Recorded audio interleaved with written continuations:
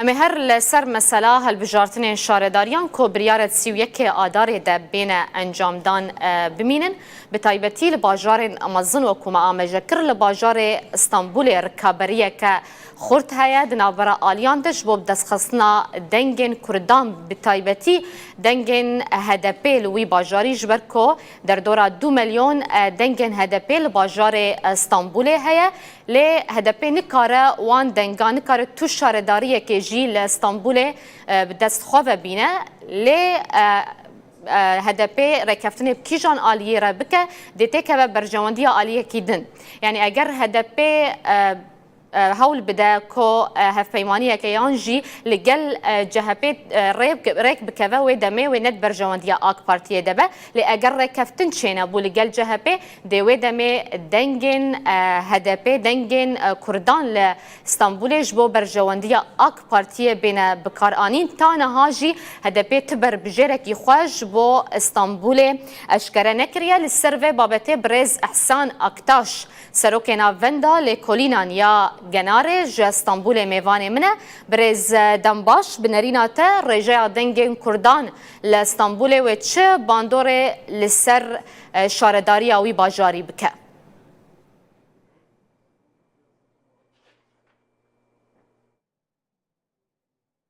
İstanbul'da Kürt oyları yani önemli bir İstanbul'da bêguman dengî Kurd baristayekî giring e her wek dizanin dengekî HDP li hilbijardinekan de ziyattir li seta de ye eger seyrî hilbijardinekanî pêşû bikin dibînin dengekî baş wekû partiyek dehêne du sînaryo heye eger HDP xwe berbijêrî hebe ştêk û berbijêrî nebe ştêkî dîke ye eger berbijêrê hebe wê berjewendiya kê debe û eger berbijêr jî nebe dê berjewendiya kê debe? Farklı olur. Ciyawaz debe bem şêweya eger HDP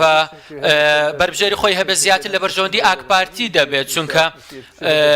debînin ka beşekî zoriyan deng ba HDP deden belam eger bêtû hawpeymaniek yan şêwazek li hawpeymaniyetiyek hebe ew hawkêşeke degore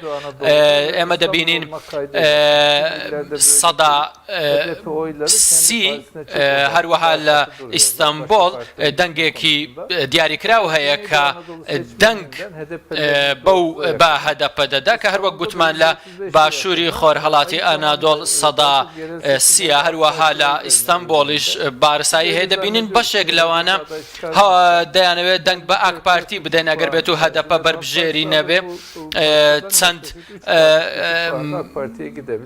چەند بەشێک دەنگ بە جەهەپە دەدەن و زیاتری نیشیان دەنگ بە ئاک پارتی دەدەن ئەوە لە کاتێکدایە کە کورد دەنگەکە زیاتر بۆ ئاک ئەگەر هەیە کۆ جەهەپێ شارەداریە ستانبولێ بدەست بخە؟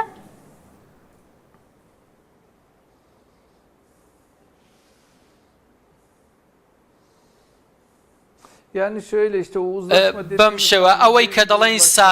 سازانێکی سەداسەد نییە دەبینین دەنجی کورد نزیکەی نیوە بە نیوەیە بینی هەدەپە و ئاک پارتی با بڵێن 150 بە 150 بە شێوەیەکی تێکرایی سەدا دیازدە بۆ هەدەپێ بە شێوەیەکی گشتی دەبینین لە شارە گەورەکە وەکو ئیستانبول ئەم کوتلە دەنگدەرە واتە ڕێژەیەکی زیاتر بە ئاک پارتی دەدا 5-6 خاڵ بۆ جەهەپە ئەگەر بڕوە ئەگەر بێت و بربژێری خۆی هەبێت ئاک پارتی زیاد لە سەدا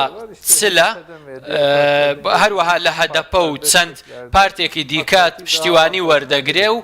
دەنگی زیاتر دەهێنێ لەم حالەتەدا جەهەپە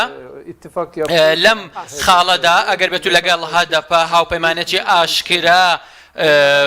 بکات ئەوە دەبینین کە ڕێژەیەکی دیار ئەم ڕێکەوتنەی ناوێ بۆیە لێرەدا وەکو هاوپەیمانیەتچیەکی ڕێکەوتنێکی سەداسەد دیار ناکەوێ و دەنگدەرانیش ئۆپشنی خۆیان هەڵدەبژێرن. باشە بەڕێز بنەریناتە ئاک پارتیەش بۆ بدەستخستنا دەنگên کوردان دەنگên HDP bi taybetî li Stenbolê divê çi stratejiyê bide berxwe؟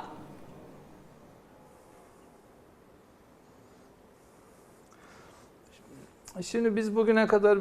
ئێمە تا ئەمڕۆ بە شێوەیەکی گشتی ئەگەر سەیری هەڵبژاردنەکان بکەین و هەڵسەنگاندن بکەین ئاک پارتی هەڵوێستێکی هەیە بۆ دەنگدەرانی کورد کە باشکردنەوە و دروستکردنی ڕەفاه لە ناوچەکان بەمانە بانگەشە دەکات هەروەها ئەو پرۆپاگەندانە و ڕەشکاریەی کە لەسەر پەکەکە دەیکا ئاک پارتی لەوەتەی دروست بووە دەیەوێت دیاربەکر و ئیزمیر وەکو یەک نیشان بدات تەنانەت بە وەبەرهێنان و کارە کرداریەکان زیاتر گرنگی بە ڕۆژهەڵاتی باشووری ئەنادۆڵ و داوە ئەو زیاتر سیاسەتی پەکەکە وانیشان دەدا کە هەیە لەسەر ناوچەکە بۆ دەنگدەرانی کوردی ئەوە بە شێوەیەکی گشتی دەوێت فشارێک لەسەر دەنگدەری کورد دروست بکە ئەمەی بە زمانێکی سیاسی کردووە. من وابیر دەکەمەوە کە هەڵبژاردنەکان لە ئیستانبول هەروەکو جاری ڕابردوو دەدا ئەو هاوچەشەی لە نێوان ئاک پارتی و جەهەپە هەیە بەشێک